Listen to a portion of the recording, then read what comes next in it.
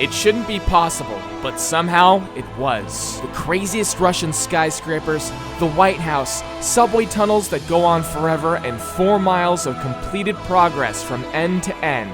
And if you think this is cool, you ain't seen nothing yet. For the full showcase of this map, be sure to watch to the end, and if you want to download and play this thing, it's on Patreon. Moscow is the largest city in the world. How on earth are we going to build it in Minecraft? Well, when the universe presents you with an impossible situation, the gravity and scale of the undertaking swallowing your entire field of vision and breadth of sensory perception, you have to stare right back at it with the strength of will that extends beyond yourself and into the depths of insanity, as well as the people around you, ready and willing to put their lives at risk to build the Earth in Minecraft 1:1 scale.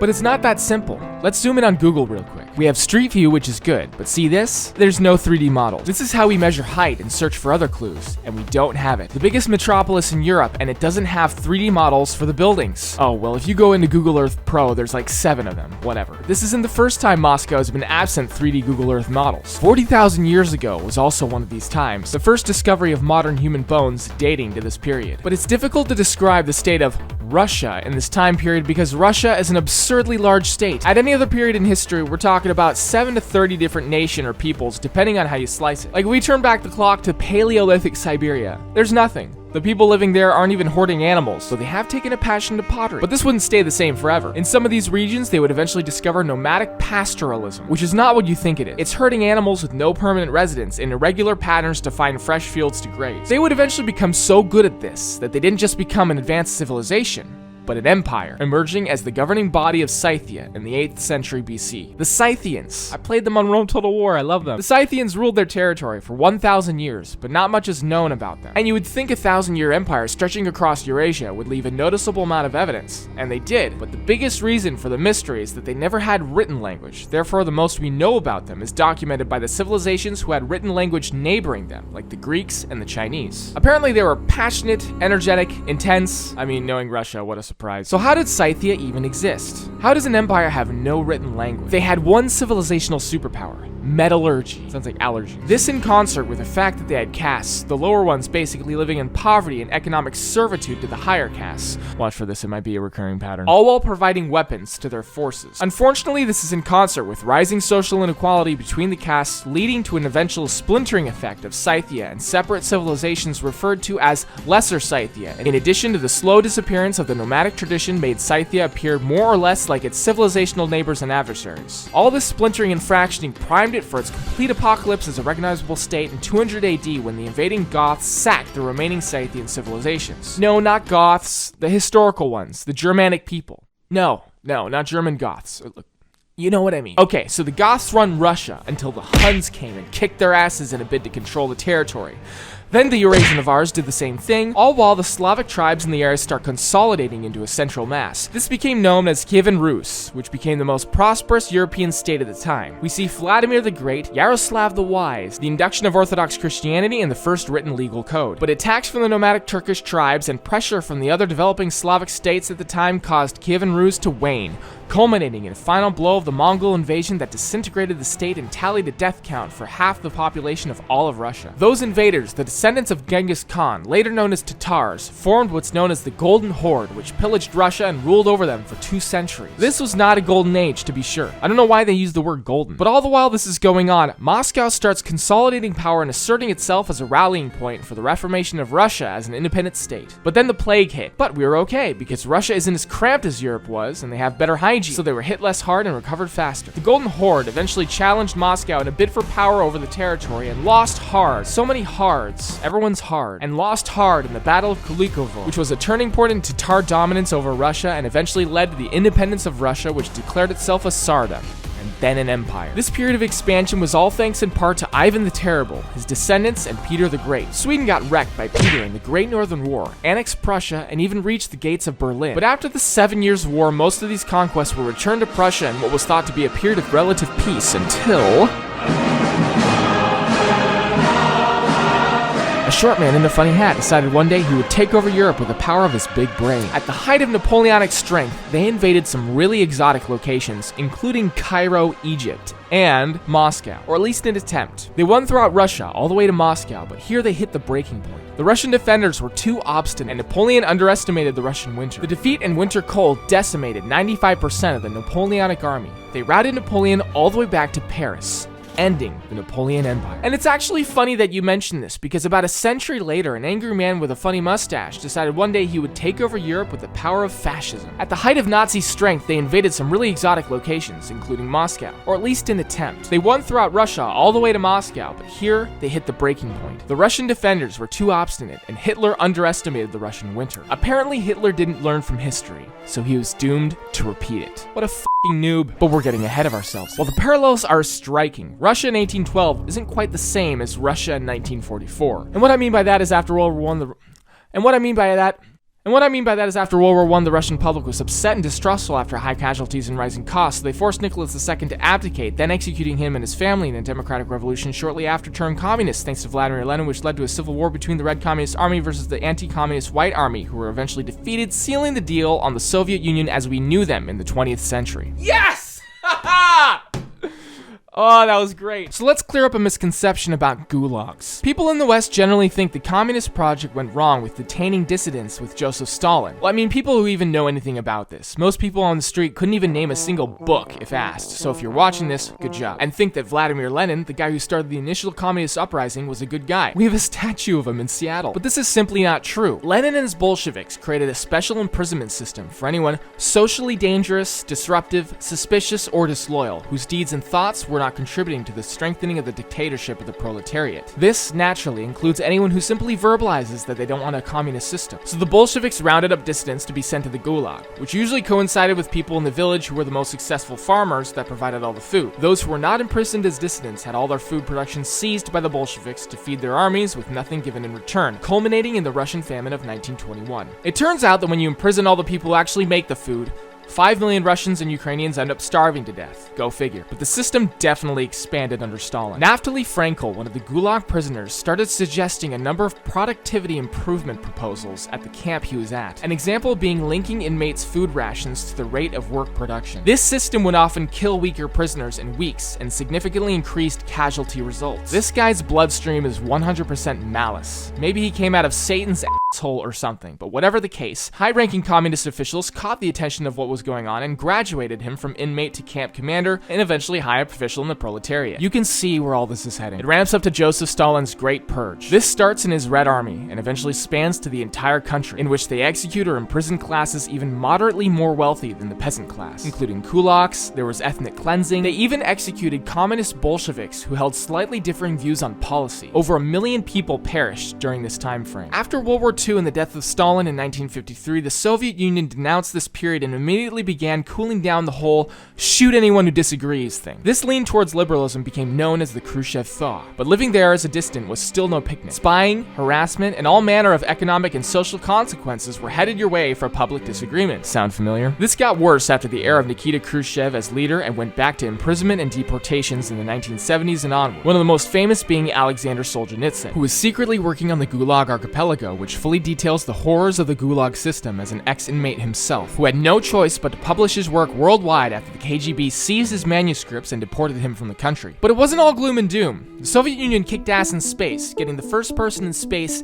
and the first satellite. And a programmer employed by the Soviet Union secretly made Tetris in his spare time and had it smuggled out of the country. His contacts on the other side knew it would be a hit and tried to negotiate a percentage cut of worldwide sale profits, but the Soviet Union doesn't take too kindly to the concept of financial profit, and so Tetris saw a worldwide release and was the most purchased game in the world for the next 20 years, with everyone involved profiting except the one who mattered most. With falling economic prosperity and political instability and territories ceding from the Union, citizens overwhelmingly voted in favor of turning the Soviet Union into a renewed federation. But remaining political elements dedicated to preserving the Union attempted a coup d'etat, detaining the newly elected president, banning newspapers and the press, holding the center of government hostage and making speeches on top of tanks. But the coup's special forces refused to storm the building. The coup's leaders failed to stop foreign broadcasts as the world watched live on CNN, and in a few days the coup collapsed. The leaders were arrested, the president was reinstated, and the Soviet Union was over. In the 90s, Russia was in a Great Depression. The USA recommended an economic shock therapy of removing all government red tape to allow capital to freely flow,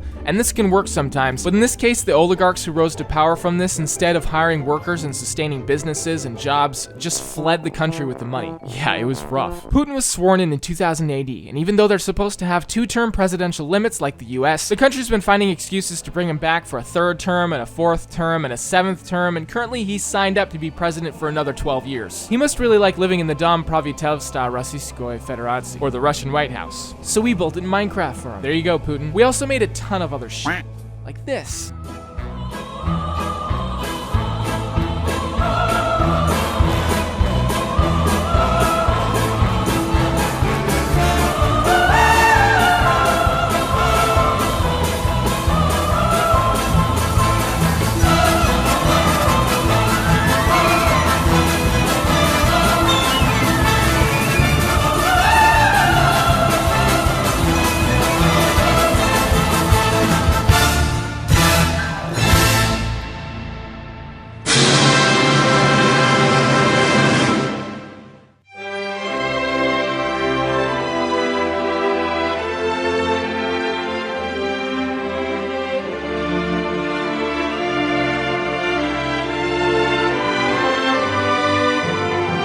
We tripled Moscow's building total from 120 to 374 buildings. Buildings are so massive and spread out in Russia, this equates to a large, phallic-shaped area of progress that spans 4 miles and would take almost 2 hours to walk all the way from one end to the other in Minecraft. But Moscow is unbelievably huge, and as difficult as the sizes we're talking about in completed progress may seem, the city remaining to be done continues on and on and on, and the reality of finishing it producing an inconceivable result somehow even better than what you're looking at right now. The downtown section of all these twisty skyscrapers was completed mostly by a single builder, Eric Mahler, and it's just unbelievable. If you want to play Tetris on this map, somehow, walk from one end to the other, or just fly around, you can download it on Patreon, which includes every location we've ever done, and if you sign up for the higher tiers, you get access to the master map, which includes every location we've ever done on a single Minecraft world file. And if you're more into physical memorabilia, we've got something a little special. Going around the world creating all of these amazing locations has been the next best thing to the real experience. It's like traveling. To celebrate the spirit of that, we're making a postcard for each episode starting right here in Moscow. This print is available in the link below for a limited time. If you manage to collect all of these and provide proof, you'll win a secret prize. It's our way of sending you something from wherever we're building to let you know that we're thinking of you. Check it out while supplies last. So what's the next step for Moscow? Progress is massive, but the city is even bigger. We need a native Russian surge to help build their homeland 1-to-1 scale in Minecraft. As the largest country on Earth, the sprawling metropolis of Moscow, the sweeping tundra of Siberia, the 20,000 abandoned villages spread across the countryside, all represented in the best game in the world. Join CIS, the Russian build team, and join our community to make yesterday a better tomorrow than you would have thought the day before today. Congratulations to the top 10. I've never seen so many Russian names, go figure. But first place was taken by none other than Jimmy Neutron, boy genius and Minecraft protege, with a score of 31.5. Who knows what location we'll do next? For now, you'll have to guess. Take a guess. I have something that I was planning on showing you for the Moscow thing. So I found this when we were looking for Moscow here. I was just checking it over. Wait, are you recording this or not? I'm recording. I went to like Street View and I accidentally clicked on this one preview bubble, and there's just so many anomalies here. I can't begin to explain what is going on here. What is going on? Oh my god.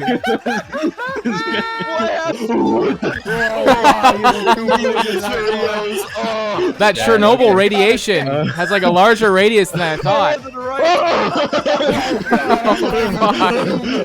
He's missing his body. Oh my god. This is so weird too, because they all look the same, but some of them are clones and some of them aren't. What does this guy's voice sound like? Tell me. Right there to that woman. Holy shit. Like his head was like put in a hydraulic compress.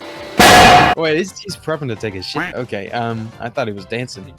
Ronald McDonald, like Bigfoot sighting. It's like, he's no, enticing some child to come with him. It's like Ronald McDonald and a homeless person fused. Douglas, I'm never letting you drive my car. And literally, I could hear him when I was awake in my bed. He was literally selling cars to someone. How do people in Alabama feel about that stereotype? It's just always the incest joke right away. They all want to kill themselves. Like, yeah, we do, and we're proud. Don't try to butcher Russian unless you actually know how to do the accent. It sounds like Japanese. I can't do it. Meza, Boze, Moy, Eto. All the Russians in this VC are just wincing right now. All the non-Russians are wincing too. It's disgusting. I'm exploring this. It's so big. It's like one big line. Yeah, you know what it's missing? Tanks. Russia would shape their progress in the shape of a at the height of the Russian government. Just kidding. Now I'm just a soldier. Steve is ready to die for Russia. Do you have white blindness from all those Wikipedia articles you've read? Alcohol torture. I probably have brain cancer. Today we're gonna talk about the weird phenomenon about how you can constantly joke about communism and then pretend to be totally serious about it, whereas if anyone was to try to do that with Nazism, they'd be ostracized from society. Yo, we should do Germany next. We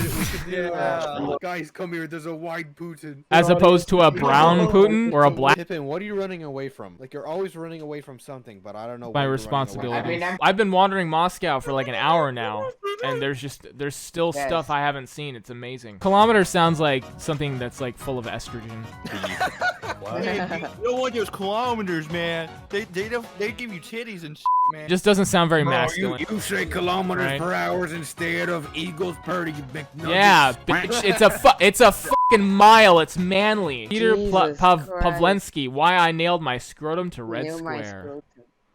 Okay. Well, you know, there's people who have mental problems, and he is not one of them. I kind of admire the man, actually. Hopefully, it's the first thing I do when I, visit the Kremlin. As I understand, all literature regarding Jesus Christ was banned prior to 1989. Yes. Okay, so if you guys want to tell me a little bit about the progress that you've made over the last year. So we built the Kremlins right here. Like we will build it in like a month or something, and then we spent like a year. This is like the Great Wall of China. How cool is it to have a city that actually still has walls somewhere? Every old Russian city has a Kremlin. And it was more walls in Moscow, but it was demolished 200 years ago. Okay, gotcha. So there's more epic walls, but they were demolished 200 years ago. How's this month for you guys? Were you impressed with the progress? It's really impressive. Now it's the biggest completely area in all of our team. I was a big fan of rollerblading, which was very popular in the 90s. But then all of a sudden, everyone was like, rollerblading's gay! And then all the rollerbladers were like, no, I'm not! And they put away their rollerblades, and that was the end of that. Sometimes you just have to kind of accept who you are, which is why I still rollerblade. It would be funny if this is how we, walked in real life. Constant jumping. I'm gonna break and enter here. I'm gonna get shot. They use tanks to shoot it. Oh, yeah, I saw that. Yeah. Man, I feel bad for whoever was in the hotel that night. It's not a hotel. You guys had a cosmonaut up in one of your space stations while the whole Soviet Union was breaking down, and so there was just no way for him to come back. I was thinking of the Russian Antarctica bases where two Russians got in a fight over a game of chess and almost killed each other. Chess has been banned ever since. Europe has basically said, we're too cool for skyscrapers. I wanted to show the metro line I built. Yeah, I'd love to go there. Oh god. So this is the Alexandrovsky Sad station. It was built in 1935. Anytime you can use anvils, it's like, it just looks so sexy. Alright, well, we're probably gonna close out Moscow now if you guys have anything to say to the audience. In Russian language. Yeah, go for it. Вступаете в Team CIS, можете там, не знаю, построить свой город, что еще? Короче, давай я скажу. Давай. В общем, Приглашаю всех, кто смотрит это видео, кто вообще интересуется Майнкрафтом, строительством городов, присоединяться к этому великому проекту по строительству всей планеты Земля в масштабе 1 к 1. И вместе мы сможем построить Россию, Украину, Беларусь, Казахстан, Грузию, Армению и многие другие страны. Просто ходите, там в видео будут ссылки, присоединяйтесь, пишите нам, мы всем поможем. Можете построить свой город, просто свой дом, улицу, или помогать другим строить свои Мне города. кажется, это слишком долго. Ладно. И звучит кринжово. Okay, I'm gonna take it on good faith that you guys didn't say Sorry, we hate the Jews. Thank you for you and for your team. I'm so proud to be part of it. Oh, no problem, man. We're glad that you're with us.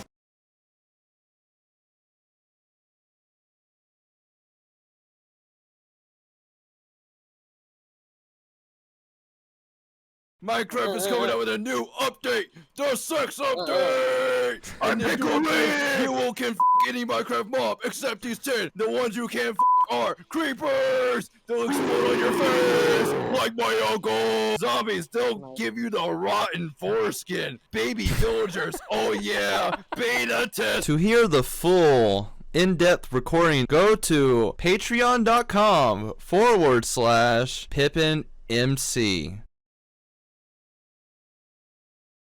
I'm walking on Guys, train я tracks переведу. right now. I would definitely die pretty quickly.